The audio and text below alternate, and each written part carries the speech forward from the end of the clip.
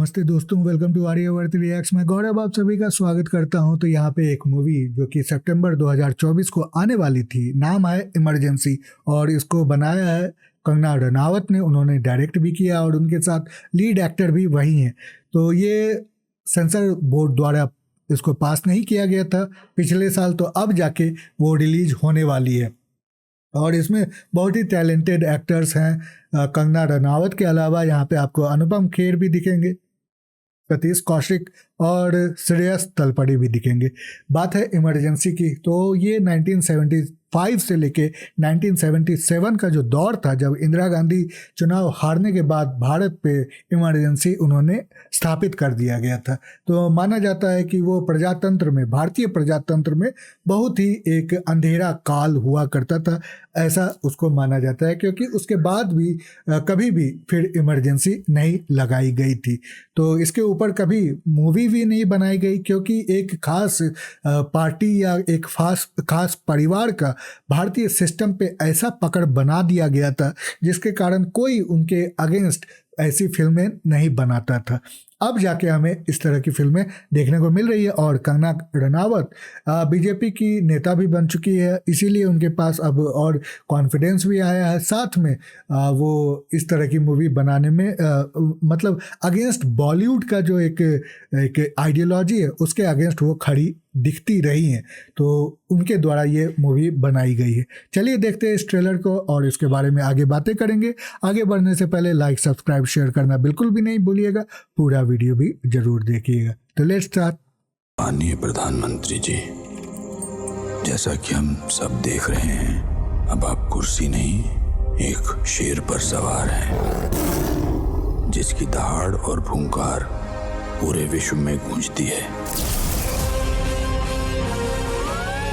Emergency घोषित करने के लिए पूरी कैबिनेट की सहमति आवश्यक होती है। इंदिरा जी, मैं ही कैबिनेट हूँ राष्ट्रपति जी। आज ये शेर भारत के लोकतंत्र को खा गया। कि सत्य को जिताने का एकमात्र रास्ता है युद्ध। So you want war?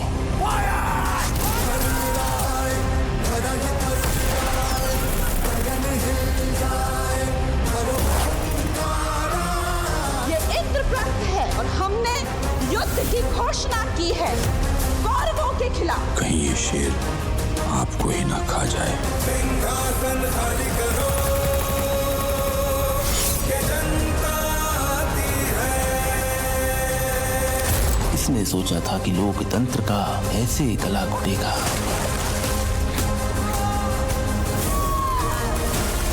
हर आवाज जो उसके खिलाफ उठेगी, कुचलती जाएगी। India is Indira.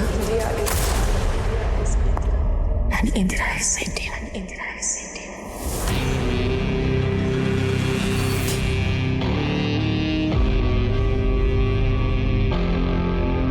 तो ये था मूवी का ट्रेलर, और आपने देखा कि किस तरह से कंगना रनावत का एक जो उन्होंने रेप्लिकेट करने की कोशिश की है इंदिरा गांधी की स्ट्रॉन्ग पर्सनालिटी को और उनके बोलने के तरीके को। अब लोगों का कहना है कि ये बोलने का तरीका जो है वो थोड़ा सा मजाकिया लग रहा है, जिस तरह से हाई पिच लो पिच को कंगना रनावत यूज़ कर रही हैं अल्टरनेटली।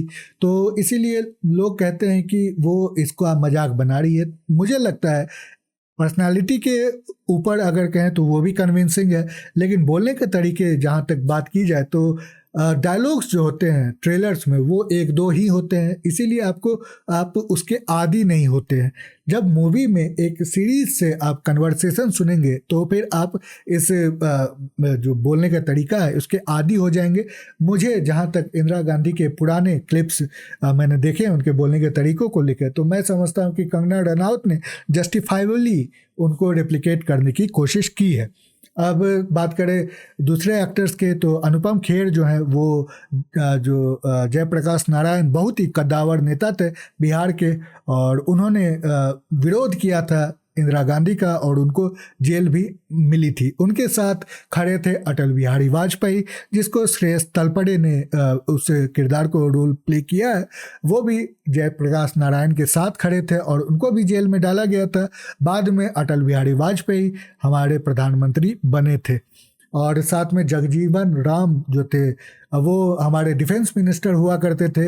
उनको कहा जाता था कि वो भावी प्रधानमंत्री बन सकते थे कांग्रेस के पार्टी के तरफ से, लेकिन उसको भी साइडलाइन कर दिया गया था इंदिरा गांधी की वजह से और वो सतीश कौशिक इस रोल को प्ले कर रहे हैं। सतीश कौशिक का निधन हो चुका है तो इसीलिए ये एक थोड़ा सा बिटर स्वीट रहेगा उनके फैंस को के लिए।